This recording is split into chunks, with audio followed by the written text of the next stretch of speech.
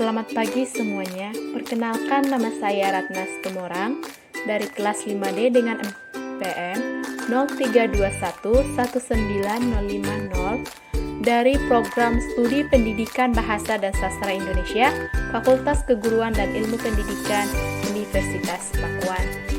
Baik, di sini saya akan menjelaskan pengertian teks laporan hasil observasi.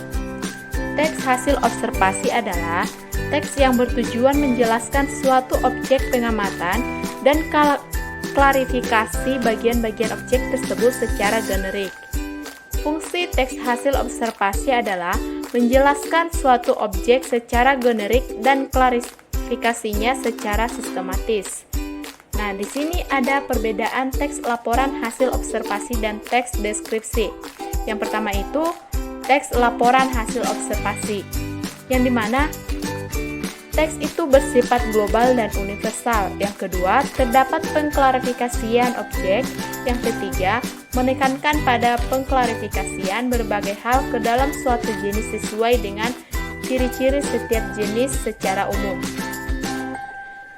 Sedangkan teks deskripsi itu yang pertama bersifat spesifik, yang kedua tidak terdapat pengklarifikasian objek, yang ketiga menekankan pada uraian bentuk, ciri-ciri, serta keadaan suatu hal yang dapat dideskripsikan pada waktu dan tempat tertentu.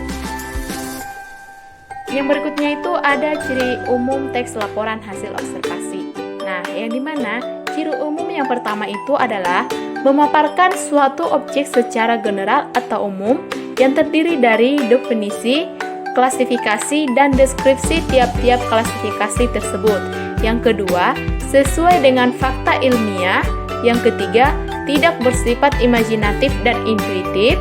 Yang keempat, informasi berdasarkan pengamatan ilmiah. Di sini ada struktur teks laporan hasil observasi. Yang pertama itu ada definisi umum, yang kedua ada deskripsi bagan, yang ketiga penutup atau simpulan. Nah, selanjutnya ada aspek kebahasan teks laporan hasil observasi.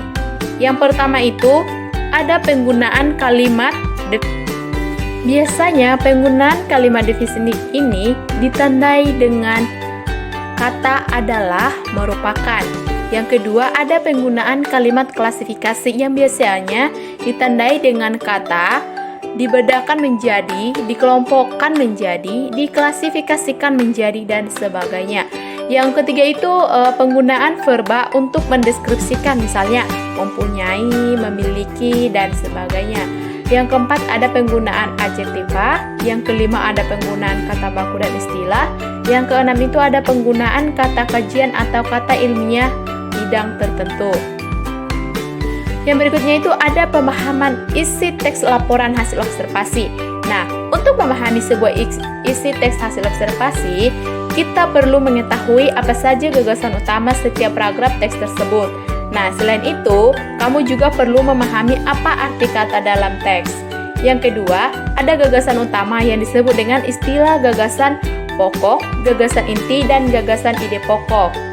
Yang dimana pengertian dari ide pokok itu adalah ide atau gagasan yang menjadi pokok pengembang paragraf.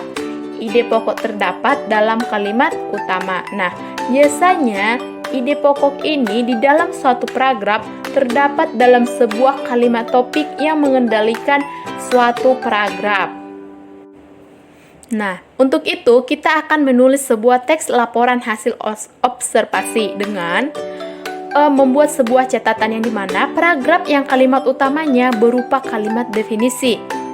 Kalimat definisi ini biasanya ditandai dengan menggunakan kata adalah, ialah, atau merupakan.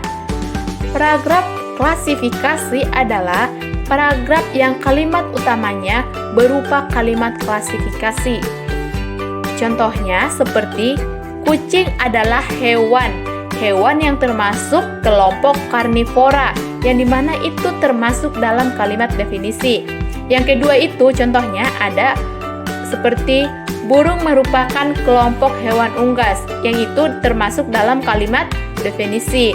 Sedangkan untuk contoh kalimat klasifikasi itu seperti bumi merupakan bola panas yang terdiri dari batuan-batuan cair dan gas.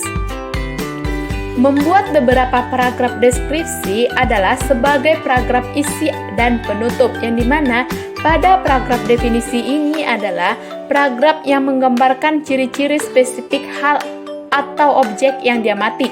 Misalkan, pada umumnya bunga mawar memiliki 5 helai daun mahkota, kecuali jenis rosa cercai yang memiliki 4 helai daun mahkota.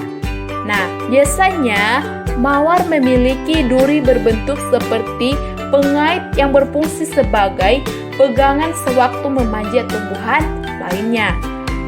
Yang berikutnya itu ada menyusun teks hasil observasi. Kamu memerlukan data yang diperoleh dari pengamatan hasil objek yang akan diobservasi, baik langsung atau data primer maupun tidak langsung. Yang berikutnya kita akan, setelah kita membuat sebuah tulisan, maka kita akan meringkas lagi teks laporan hasil observasi, yang dimana meringkas teks adalah menyajikan kembali sebuah teks panjang menjadi teks yang lebih pendek. Misalkan ciri-ciri ringkasan itu, yang pertama, tujuan ringkasan untuk menyingkat atau memperpendek karangan yang panjang. Yang kedua itu biasanya ringkasan ini berupa yang bersifat objektif dengan menghindari pendapat pribadi penulis ringkasan.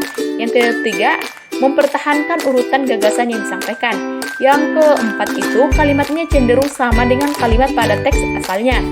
Nah, kemudian ringkasan tidak menyertakan kalimat langsung atau petikan dialog.